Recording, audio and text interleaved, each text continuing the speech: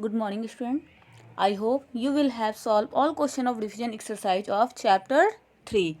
Today I will continue with multiplication. Exercise 3.1. Firstly, open page number 35. See multiplication facts. Here is some property. You have to know how to solve multiplication. That's why see here property. One number first number क्या है? Order property. The product of two numbers does not change when the order of the numbers is change. Product करते हैं अगर किसी number का तो वो नहीं चेंज होगा उसका आंसर, उसका प्रोडक्ट, जब हम दोनों नंबर के ऑर्डर को चेंज कर दे. जैसे यहाँ एग्जाम्पल लिखा हुआ है 46 multiply 58 is equal to 58 multiply 46. इसका मतलब ये है कि जब हम 46 से 58 को मल्टीप्लाई करेंगे तो वही आंसर आएगा जो हम 58 से 46 को करेंगे. एक दूसरा एग्जाम्पल अगर देखना है तो देखिए 2 मल्टीप्लाई 3 इक्वल टू 6 और ऑर्डर चेंज करने के बाद क्या होगा 3 मल्टीप्लाई 2, 3 2 जा इज ऑल्सो 6. इसका मतलब ये प्रॉपर्टी बिल्कुल सही है और इस प्रॉपर्टी से हम सॉल्व कर सकते हैं. Question number 2 property number 2 grouping property. The product of three numbers does not change when the grouping of the number is change. जो भी प्रोडक्ट होता है अगर किसी 3 नंबर का तो वो नहीं चेंज होता है अगर उसका ग्रुपिंग को चेंज किया जाए.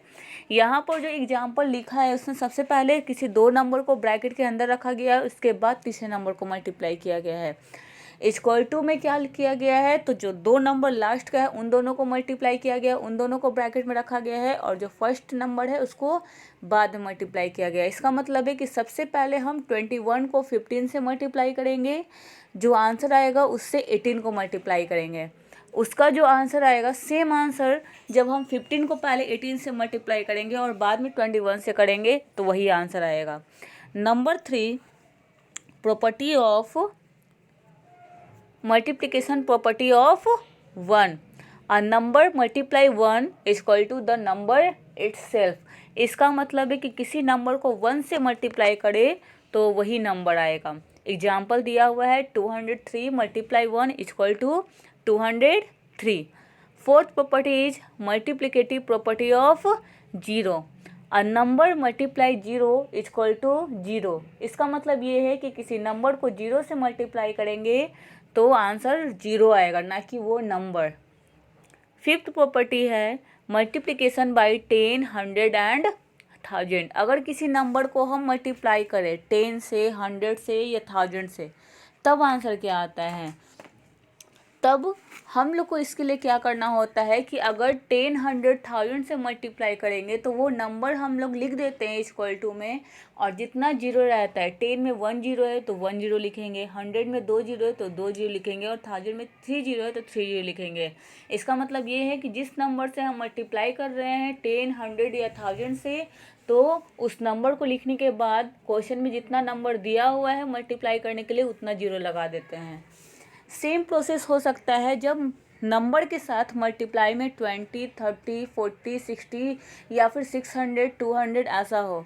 तो इस प्रोसेस में भी हम क्या करेंगे, इस क्वेश्चन में भी हम क्या करेंगे, उस नंबर से हम 2, 3 जो भी लिखा है उसको मल्टीप्लाई कर देंगे, यानी पहले डिजिट को मल्टीप्लाई कर देंगे और आंसर आने के बाद जितना जीरो होगा उतना जीरो को हम लगा देंगे.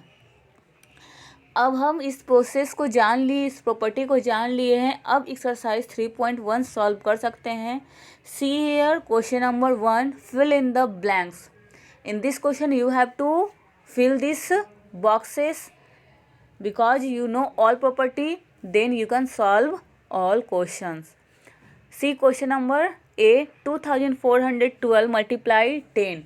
इसमें हमको क्या करना होगा तो वो नंबर लिखने के बाद बस एक जीरो लगाना होगा जिससे हमारा जो आंसर होगा वो क्या हो जाएगा 24,120. सी क्वेश्चन नंबर डी, 12 मल्टीप्लाई 20. मैं पहले ही बता चुकी हूँ कि सबसे पहले नंबर को डिजिट से मल्टीप्लाई कर देंगे. इसका मतलब है 12 2 जा 24. एक जीरो है तो हम एक जीरो लगा देंगे, यानी आंसर हो जाएगा 240.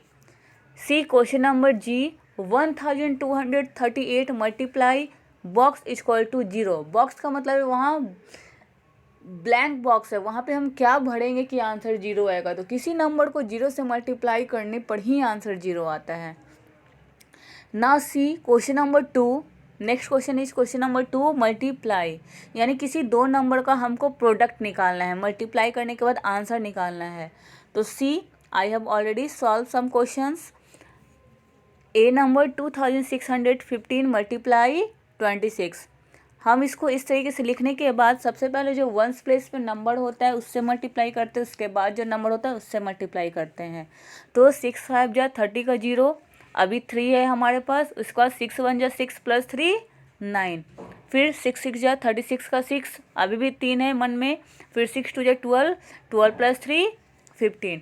उसके बाद जब हम सेकंड नंबर से मल्टीप्लाई करने जाते हैं तो हम वंस प्लेस पे एक बॉक्स को छोड़ देते हैं, या तो उसको छोड़ देते हैं, स्किप करते हैं, या तो उसके प्लेस पे 0 लिखते हैं, या तो उसके प्लेस पे मल्टीप्लिकेशन का साइन देते हैं। मैंने यहाँ मल्टीप्लिकेशन का साइन दिया है। अब हम 2 से मल्टीप्लाई करेंगे। 2 5 जा 10 का 0, 1 हमारे मन में है, 2 1 जा 2 प्लस 3, 6 2 जा 12 का 2, अभी 1 है, 2 2 जा 4 प्लस 1 5। अब इसको ऐड कर देंगे, ऐड करने के बाद हमारा आंसर आ जाएगा। उसी तरह से क्वेश्चन नंबर के है 7020 मल्टीप्लाई 9082। मैं आगे तो मल्टीप्लिकेशन बताना नहीं चाहती थी, लेकिन यहाँ 4 डिजिट है और इधर भी मल्टीप्लाई करने के लिए 4 डिजिट है, इस वजह से मैंने यहाँ इस क्वेश्चन को सॉल्व किया है। सबसे पहले हम लिख देंगे 7020 मल्टीप्लाई 9082। उसके बाद पहले वंस डिजिट से मल्टीप्लाई करेंगे, देन 10 से, देन 100 से, देन 1000 से। पता है कि 0 से किसी नंबर को मल्टीप्लाई करते हैं तो 0 ही आता है। उसी तरीके से वंस प्लेस, सेकंड प्लेस और थर्ड प्लेस, यानी कि छोड़ कर हम सॉल्व कर लेंगे, उसके बाद उस नंबर को ऐड कर देंगे। See next question, question number 3 A, find the product of 2891 multiply 15 multiply 39। Grouping multiplication property पहले ही बता चुकी हूँ मैं। सबसे पहले किसी भी दो नंबर को मल्टीप्लाई करेंगे, उसके बाद ही तीसरे नंबर से मल्टीप्लाई करेंगे। तो सबसे पहले मैंने 2891 से 15 को मल्टीप्लाई किया है, आंसर आया 43,365। उसके बाद 39 से मल्टीप्लाई किया है, जिससे हमारा जो आंसर आया है वो है 1,69,235। सॉरी, मैंने यहाँ 853 लिखना भूल गई हूँ, वहाँ पर लिख देना है। आंसर नीचे लिखा हुआ है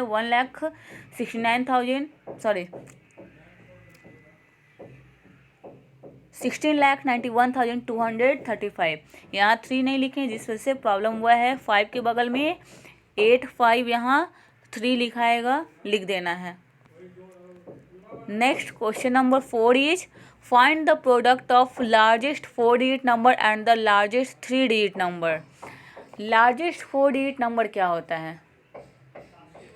9999। और लार्जेस्ट 3 डिजिट नंबर 999। पहले इस दो लाइन को हम लिखेंगे स्टेटमेंट की तरह, उसके बाद दोनों नंबर को मल्टीप्लाई करेंगे और जो आंसर आएगा वही आंसर हो जाएगा, सॉल्व करने के बाद जो आता है। Next question is question number 5, this is last question, find the missing digit. यहाँ पर मल्टीप्लाई करके दिया हुआ है लेकिन कुछ डिजिट मिसिंग है, उसको हमको फिल करना है। सी here question number 5 A, blank 65 1 blank 6। तो सबसे पहले हम 6 5 जा 30, यहाँ जो लिखा हुआ है उसको देख लेंगे और उसके अकॉर्डिंग फिल कर देंगे, समझ के फिल कर सकते हैं इस क्वेश्चन को। Now your homework is do exercise 3.1 question number 1 to 5 in your homework copy. That's all for today. Thank you.